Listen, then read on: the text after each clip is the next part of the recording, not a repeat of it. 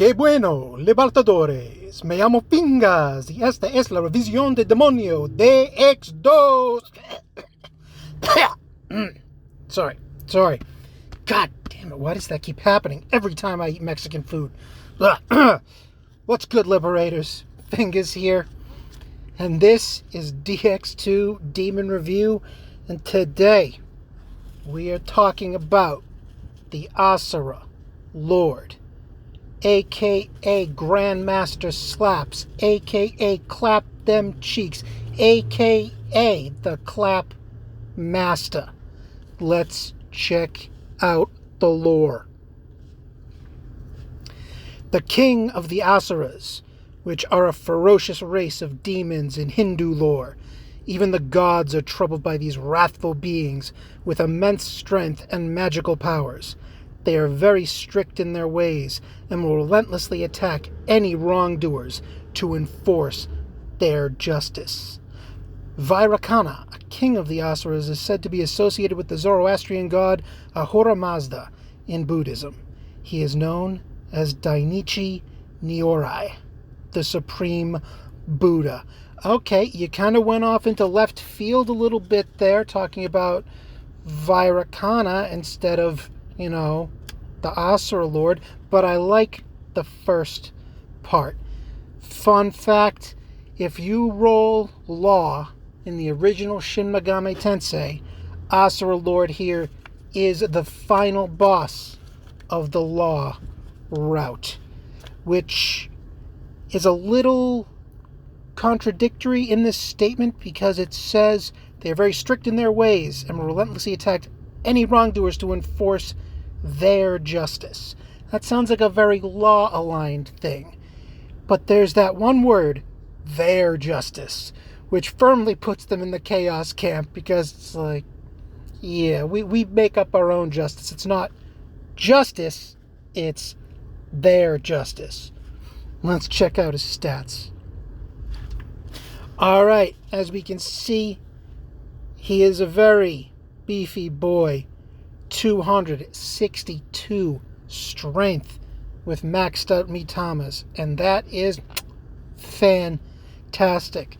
And I highly recommend you dump that other 20 into agility, because I run this guy on my Speedster Physical team, my random PvP team, and you need these boys to be as fast as possible.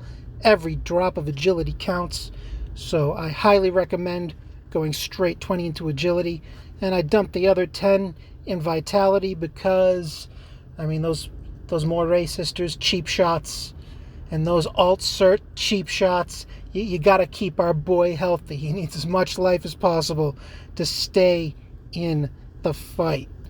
And I've gotten some stick from a couple people because I never mentioned the nulls, repels, or the weaknesses. And honestly, it's just because I think about them so little these days, just because everything seems to have a pierce effect to them. And, okay, but I will go over them. Null's physical, completely useless, because any physical demon you run is going to have a pierce effect on it.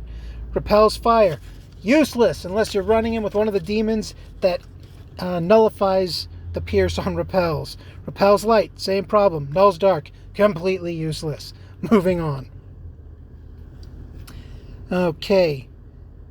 Transfer skill, great aim, plus 20% to physical hit rate, which is a godsend, because whenever your physical demons miss an attack, it is devastating. Absolutely devastating.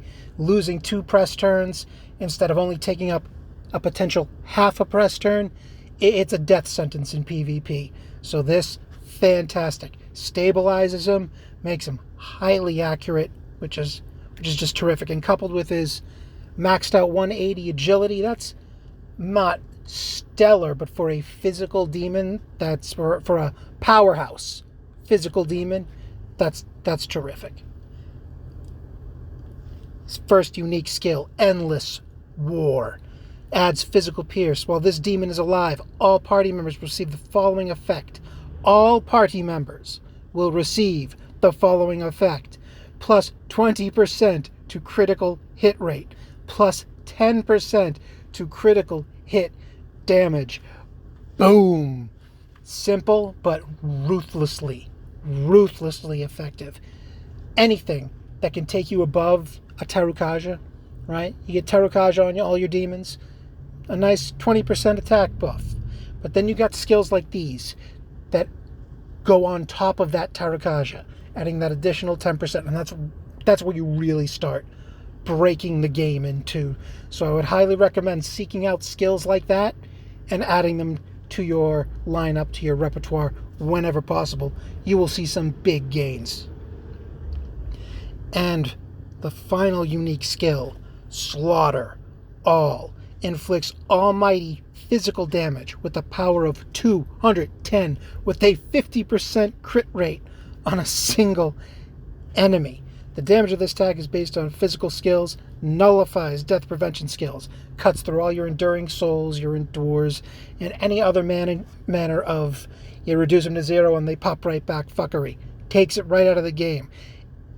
Counter skills will not work on this. The skill has a chance of having a critical effect or a miss, despite it being an almighty attack. And also, even though it's classed as an almighty attack, it's classified as an almighty physical attack, which means all those demons that have a reflect skill that also reflects almighty. There's a few, Huang Long was the original with his 5 element skills. This cuts right through that nonsense. You don't even need to worry about it. And it also cuts right through all your physical drains. If you've got someone running someone with physical drain with Rama, which is supposed to nullify the pierce effect, this cuts right through all that nonsense because it's classified in that sense as an almighty attack, which is the only reason you would make this an almighty attack instead of a physical attack.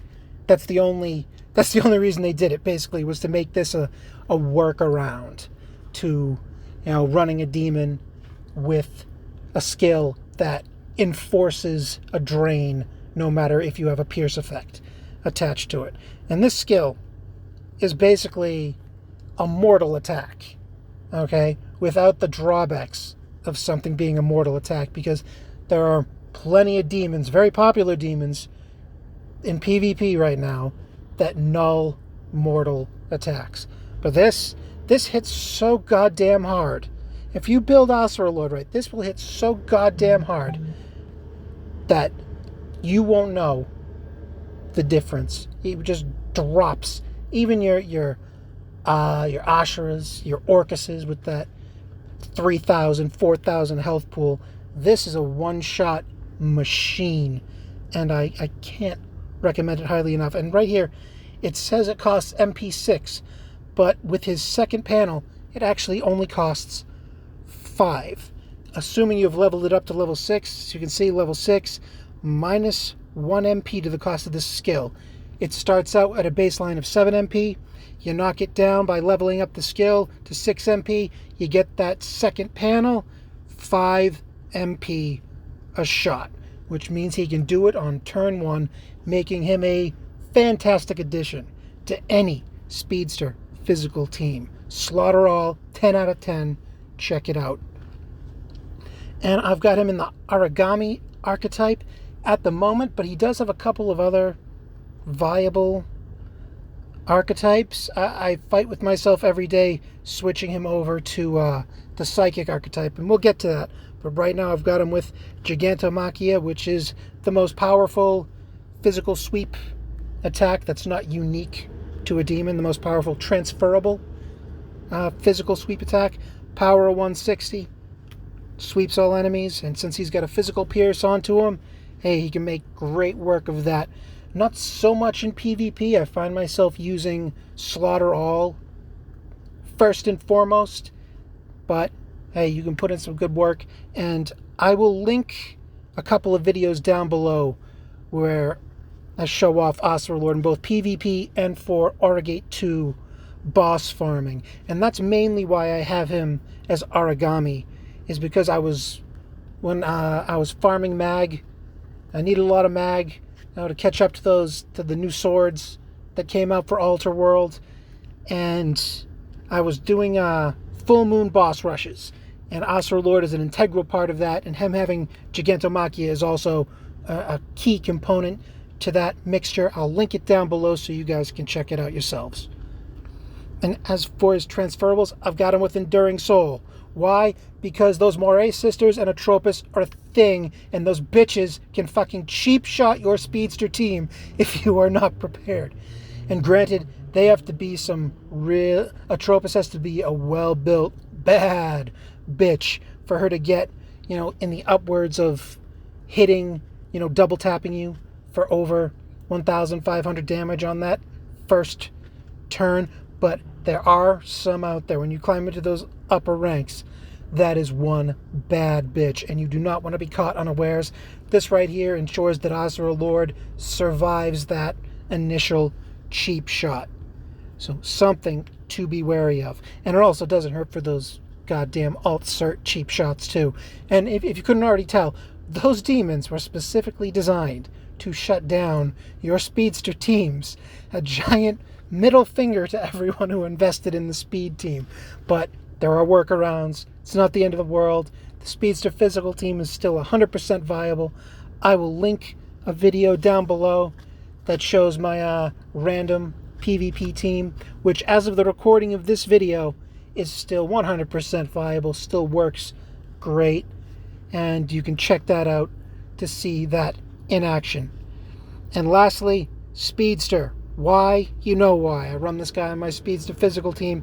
Everyone is required to have Speedster if you are running a Speedster team of any variety, because you got motherfuckers out there with speeds of 55,000, 60,000, and you gotta get out. You gotta outpace them, because if you don't, it's game over. Because your Speedster team is made of paper. Otherwise, it would not be a Speedster team. Brands. This is my setup for him for PvP. Speed brands. Obviously, I need that speed, as much speed as I can cram onto every single demon. Every drop of speed counts. And I also have him with divine brands. And why divine brands? When if you got a panel 2, if you got Slaughter all leveled up, it only costs 5 MP.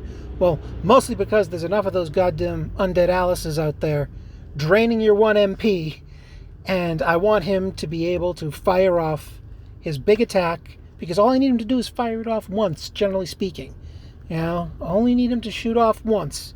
And this guarantees that he can do that, granted at the cost of 20% physical attack that he would get with war brands. But hey, war brands, you can also make that play, but you will be at the mercy of undead Alice, because she will put you under the mark. So something to consider. I've weighed my options. I think divine brands are the way to go. You might have other ideas. Hey, it's a complicated game. Panels. Panel 1, 15% to physical hit rate. Again, a godsend, because physical demon, missing an attack in PvP, death sentence. Anything you can do to lock in those guaranteed physical attacks is a step you need to take as much as humanly possible. Panel 2, which is one I recommend you go for out of the gate, reduces consumed MP of Slaughter All by 1 MP, which a fully leveled Slaughter All with this panel, 5 MP per attack. Fantastic.